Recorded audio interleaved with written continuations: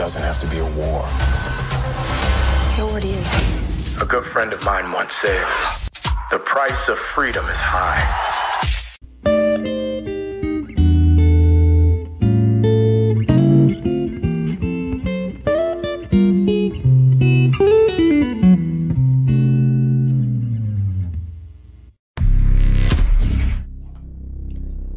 Hey.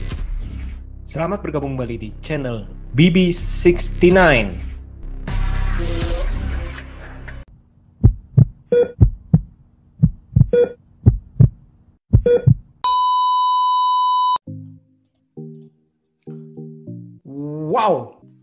Wow, dan wow. Itu adalah ungkapan yang ada di pikiran saya saat selesai menonton episode terbaru dari serial The Falcon and the Winter Soldier.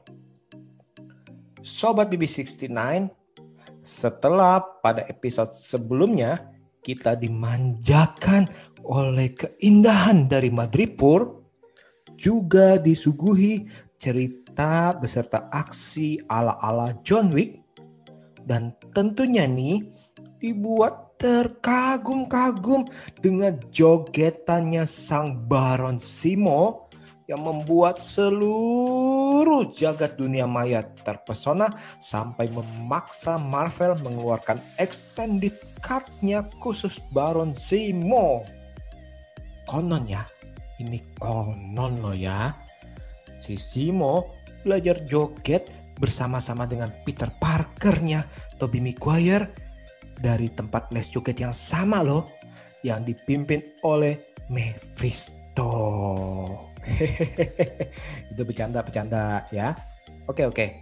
Sekarang kita kembali ke episode keempat daripada serial ini.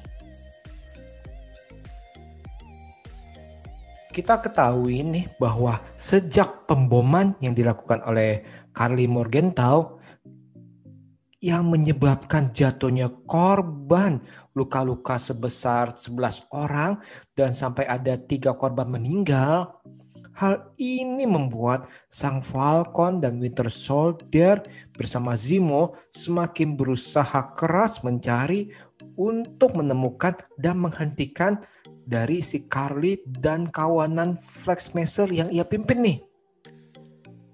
Namun Sobat BB69, ternyata keadaan semakin rumit.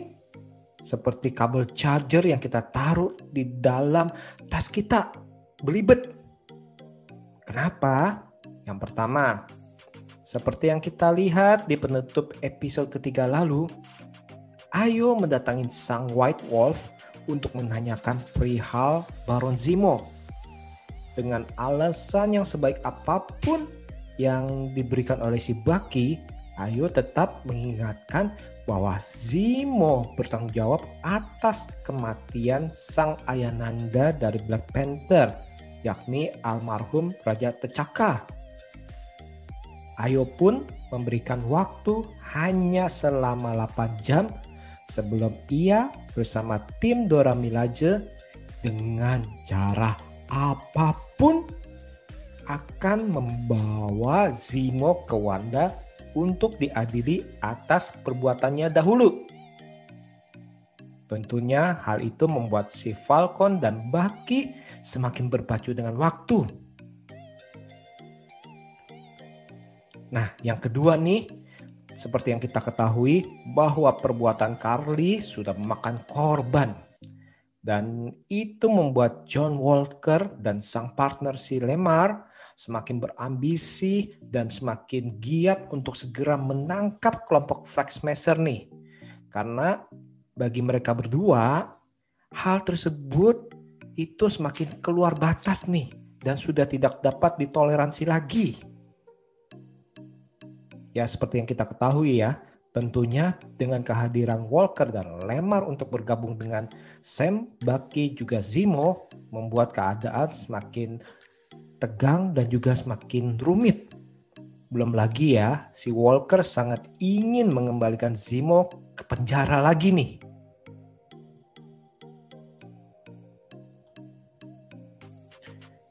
Sobat BB69, coba kalian bayangin tuh bagaimana si Sam dan Bucky tidak pusing 7 keliling seperti saya saat menonton film Ghostbusters yang ada di channel Disney Plus.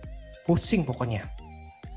Mereka yang masih belum kelar menemukan Carly bersama tim manusia supernya, ditambah dengan kehadiran si Ayo beserta Dora Milaje untuk membawa Zemo yang notabene merupakan sumber informasi mereka berdua, ditambah lagi sama pasangan sang Kapten Amerika dan partnernya si Battlestar yang tidak bisa diatur, juga yang emosi meledak-ledak. Ya ini kan gimana gak mereka pusing sing.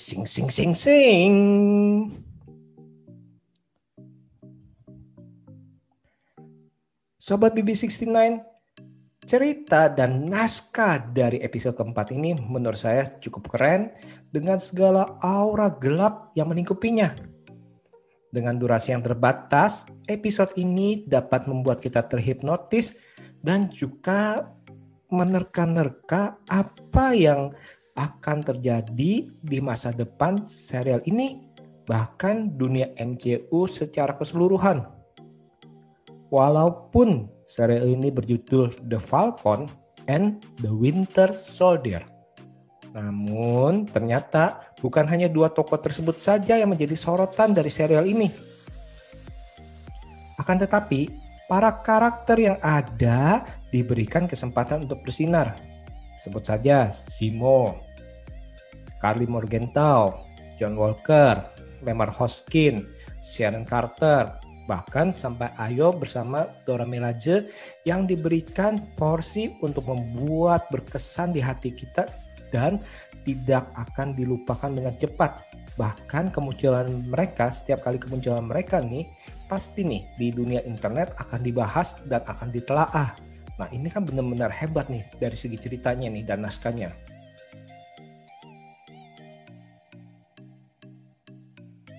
Berbicara mengenai para karakter yang ada, memang seperti yang kemarin saya bilang, setiap minggu pasti kita akan diberikan perkembangan dari masing-masing mereka. Zemo, yang di episode sebelumnya kita lihat sangat badass dalam aksinya nih. Kali ini dia tampil seperti sosok yang kita kenal sebelumnya, yakni seorang yang sangat pintar dalam berkata-kata, bahkan bisa menelusuri pikiran kita nih, pikiran lawan bicaranya, dan membuat seolah-olahnya ini kita malah sedikit jauh setuju terhadap pola pikir yang disampaikan oleh si Zemo. Sosoknya di sini mengingatkan saya akan sosok Hannibal, yang bisa dibilang itu dia itu sangat pintar dalam tanda kutip mencuci otak seseorang dengan kata-katanya. Kita ambil contoh ya untuk hal Zemo mengenai bahasan bahayanya dari simbol nasionalisme yang berlebihan sampai ke serum Super Soldier, di mana dia mengatakan bahwa di mana kekuatan akan membawa seseorang secara perlahan namun pasti akan menjadi jahat atau akan membangkitkan supremasi, dan itu bisa dilihat sejarah-sejarah sebelumnya seperti yang terjadi di Jerman dengan terjadinya Nazi Hitler. Nah itu dia. Tentunya pola pikir tersebut membuat saya pribadi ataupun kita sebagai penonton akan mengangguk-angguk dan menjadi agak berpihak kepada dirinya nih kalau menurut saya nih. Itu kan kehebatannya daripada seorang Zemo tuh ya. Jadi nggak bisa dibilang itu dia itu tidak bisa dianggap atau istilahnya disepelekan. Sam, sang Falcon kali ini diberikan porsi aksi dan penggalian karakter yang lebih lagi. Di sini kita bisa melihat pola pikirnya yang sangat tulus. Yang mungkin inilah yang dilihat oleh Steve Rogers dikala ingin memberikan perisai kepadanya. Ada adegan dikala ia ditanya oleh Zemo, bila diberi kesempatan mendapatkan serum Super Soldier, dengan lantang si Sam ini berkata bahwa ia jelas-jelas akan menolaknya. Walaupun dia tahu kemungkinan besar itu akan menguntungkan bagi dirinya untuk melawan atau istilah untuk menegakkan keadilan yang ada sebenarnya. Selain itu di sini juga diperlihatkan dia ini sangat apik atau sangat baik sebagai negosiator yang sebenarnya menurut saya ini didapatkan dari pengalamannya sebagai konselor sebelumnya nih. Dia ini merupakan seorang konselor di mana bisa menjadi negosiator yang benar-benar handal. Di sini diperlihatkan di episode ini. Karim Melogento digambarkan sudah agak lepas kendali dengan meninggalnya sang panutannya yakni Mama Donya. Melalui dirinya kita bisa mengetahui latar belakang perjuangan daripada kelompok Flexmaster nih, di mana mereka ingin mengembalikan kestabilan sebelum orang-orang yang hilang di blip itu bisa istilahnya kembali lagi ke dunia. Dan Flexmaster ini merasa bahwa karena orang-orang yang hilang 5 tahun itu kembali ke dunia, ini menyebabkan orang-orang yang dulu selama 5 tahun itu berusaha bangkit daripada kekacauan dan sudah mencapai kestabilan, malah jadi kacau lagi. Bahkan ada beberapa itu bisa dibilang itu dilupakan atau istilahnya bantuan-bantuan itu sudah tidak diindahkan lagi oleh pemerintah yang ada. Hal inilah yang kita bilang ini kita bisa merasakan motivasi daripada Carly.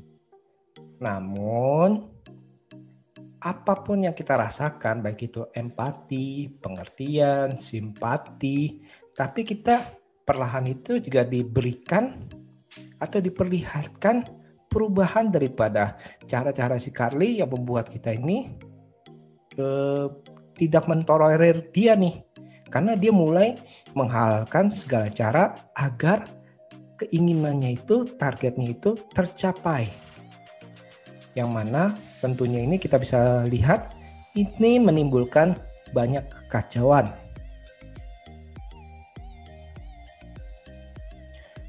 Sobat BB69, kita masuk ke tokoh yang mencuri perhatian saya pada episode kali ini nih. Yang pertama adalah Ayo, Nomble, dan Yama yang tergabung dalam Dora Milaje. Kalau sebelumnya memang kita sudah bisa melihat kegarangan atau kegaharan Ayo di beberapa film Marvel sebelumnya, ya kita sudah melihat mereka itu atau sudah melihat si Ayo itu sebagai pemeran figuran di beberapa film Marvel. Tapi setiap kemunculan itu memang ada kesan tertentu nih. Dan di sini benar-benar diberikan waktu bagi dirinya untuk bersinar, dan itu benar-benar bagi saya itu wah banget lah. Kita bisa melihat dirinya merasa sangat bertanggung jawab atas kematian dari mendiang Raja T'Chaka yang waktu itu ternyata itu dalam pengawasan daripada si Ayo. Hal inilah yang membuat dirinya sangat terbebani akan tanggung jawab moral untuk menangkap sang Baron yang merupakan pembunuh daripada raja. Bagi dirinya, walaupun Zemo saat ini sangat dibutuhkan oleh dunia, akan tetapi dia ini tidak peduli. Dia tetap bersikeras ingin membawanya ke Wakanda dan menghadapi hukum dari negeri mereka di sana atas perbuatan mendiang raja mereka. Nah, hal menarik lainnya yang mengenai si Ayo itu akan saya bahas di belakang. Yang kedua, karakter yang kedua yang benar-benar menarik perhatian saya adalah John Walker, sang Kapten Amerika, dan partnernya Lemar Hoskins, sang Battlestar. Menurut saya, sosok Walker memang merupakan sosok yang sangat menarik untuk ditelaah. Oke deh Sobat BB69, kita anggap aja bahwa tidak ada versi komik daripada karakter ini. Dan hal ini kalau kita menganggap seperti itu malah semakin menarik nih. Kenapa? Sejak pertama kali pemilihan Walker oleh pemerintah untuk memberikan atau istilahnya memakai kostum dan membawa perisai sang Kapten Amerika, ini sudah menjadi pertanyaan dalam diri saya. yang mana mengapa dia dipilih, untuk apa, latar belakangnya mereka memilih dia apa, apakah ada motivasi tertentu dari pemerintah, pertimbangan tertentu dari pemerintah, ini sebenarnya apa nih? Dan sampai saat ini masih belum ada petunjuk yang diberikan kepada kita, sehingga saya pribadi belum tahu nih motivasinya apa nih, apa cuma kebetulan doang, kan nggak mungkin. Kemudian kita sepertinya tahu bahwa Walker dan Lemar itu memang manusia biasa yang terpilih oleh pemerintah. Mereka itu manusia biasa loh, bukanlah manusia super yang mempunyai kekuatan jauh di atas kekuatan manusia normal pada umumnya. Jadi perlu kita tanaman di pikiran kita nih. Kita harus tanamkan di pengetahuan kita bahwa apa yang mereka lakukan, apa yang mereka punyai dalam keahlian, itu merupakan murni pelatihan yang sudah mereka jalani bertahun-tahun tanpa jalan pintas.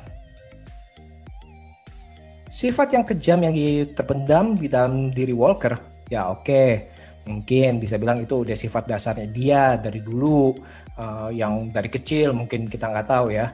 Tapi apakah tidak ada kemungkinan nih bahwa sifat tersebut semakin dipicu lebih lagi akibat pengalamannya melihat kematian di perperangan yang sudah dia jalani itu.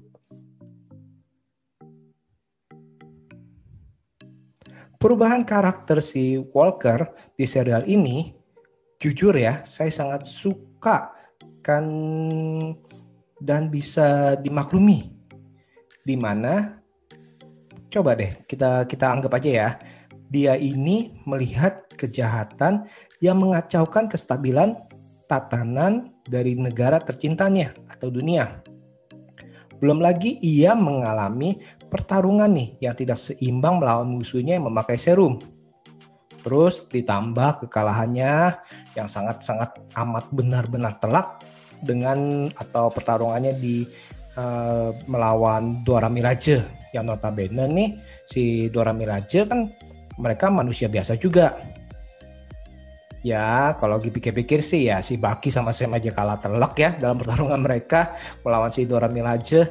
Tapi ya karena si John Walker ini egonya sangat tinggi sehingga membuat harga dirinya benar-benar terhempas dan sepertinya diinjak-injak. Dan semuanya itu diperparah dengan puncaknya, yakni kejadian di akhir episode nih yang menimpa partnernya yang selama ini si Lemar ini menjadi safety pin yang mengendalikan emosi daripada si Walker. Segala alasan yang melatar belakangi keinginan Walker atau Lemar untuk berharap mendapatkan atau menerima serum super soldier yang memang masuk akal dan semuanya itu bisa dimaklumi. Namun tadi yang seperti Zimo sempat bilang, yang tadi saya juga sempat bahas, bahwa kekuatan super hanya akan menampakkan sifat asli dari seseorang. Bila dia menjadi, atau istilahnya bila dia itu adalah seorang yang good, dia akan menjadi seorang yang better person atau menjadi the best person yang akan terjadi nih. Tapi misalkan kalau dia adalah orang yang bad, kalau menerima kekuatan tersebut, dia akan menjadi the worst person. Dan itu berarti kan kalau bisa bilang itu akan menampakkan dirinya apa adanya, semakin menimbulkan jati dirinya sendiri. Kalau di Zimo, bahkan dia bilang bahwa semua orang yang mendapatkan kekuatan super pasti akan menjadi suatu atau misalnya pemimpin supremasi kekuasaan yang akan menindas. Dan pada kejadian Steve Rogers itu dianggap anomali karena Steve Rogers kan dia orang yang baik, bisa mendapat serum super soldier dan dia menjadi orang yang jauh lebih baik, bahkan dia bisa mengangkat palunya si Thor ya. Dan itu bagi Zimo itu tidak akan terulang sampai kapanpun juga kepada orang lain karena dianggap anomali, nggak mungkin lah. Dia merasa bahwa ini orang yang mempunyai kekuatan akan menggunakan kekuatan itu untuk menguasai orang lain nih, walaupun tanda kutip alasannya kesannya baik, tapi baik buat dia belum tentu. Berarti. Nah, mengenai kejadian penutup dari episode keempat ini, sepertinya ya kalau menurut saya ya, sepertinya PR dari sang kapiten ini harus konsultasi nih dengan PR dari The Homelander untuk mengatasi hal yang serupa ya. Oh ya Sobat B69, selain naskah atau cerita yang solid, episode kali ini juga dihiasi dengan aksi yang semakin gila. Pertarungan Sam, Bucky, Captain America, dan Battlestar melawan prajurit super, ini benar suatu pertarungan hand-to-hand battle yang keren nih. Apalagi si Sam merupakan manusia biasa, dengan apiknya dia di sini kita dikasih lihat dengan apiknya dia menggunakan keahliannya dalam memakai kostum atau teknologi The Falcon untuk melawan musuhnya nih, seperti dia memakai roket dan lain-lain nih. Ini cukup seru nih kalau kita lihat ya. Terus pertarungannya semakin keren saat momen mereka berempat harus berhadapan dengan trio si Ayo, Nonble, dan Yama yang tergabung dalam Dora Milaje, yang dalam momen dimana mereka itu trio ini nih, Dora Milaje ini ingin menangkap si Zemo. Nah ini benar-benar badass sekali koreografinya nih. Melihat mereka bertiga beraksi membuat mata saya pribadi nih tidak bisa berkedip sekalipun. Selain gaya tarungnya, kita nih jujur ya, kita bisa melihat bahasa tubuh mereka pun itu bener-bener wow, gahar tuh istilahnya kalau kita ketemu tuh, waduh bisa-bisa dalam arti gemeteran sendiri nih kalau kita ketemu sama orang-orang seperti itu nih. Ya pokoknya itu pertarungan yang antara Dora Milaje dan mereka berempat itu pokoknya keren deh. Saya pribadi menantikan 2 episode finalnya dan benar-benar berharap nanti semoga ya bahwa untuk si Walker dan Zemo dibuatkan prequel miniseri lah, karena karakter ini menurut saya ini kita harus melihat latar belakang mereka. Nah ini untuk bisa lebih kita terikat ataupun ini banyak hal yang menarik nih karena dari 2 tokoh ini nih. Oke deh, saya rasa sekian dulu episode kali ini nih. Para Sobat BB69 jangan lupa untuk tekan tombol subscribe, like, juga tombol notifikasi agar kalian tidak ketinggalan dengan episode-episode selanjutnya yang tentunya dengan tema berbeda. See you!